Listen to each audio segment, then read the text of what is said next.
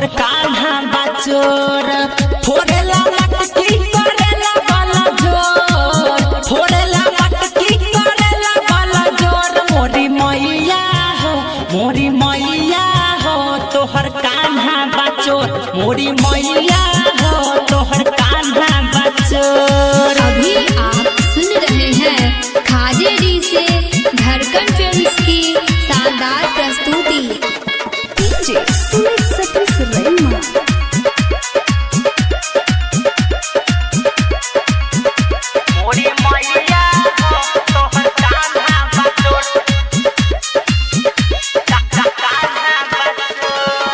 यमुना के तट पकड़ेला छेड़ा खाली फोड़ देला मटकी गिरा देला पानी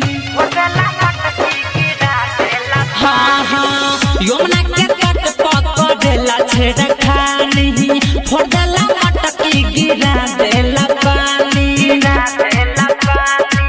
धोके कलैया मरार देला मोर धोके कलैया मरार देला मोर सुना मैया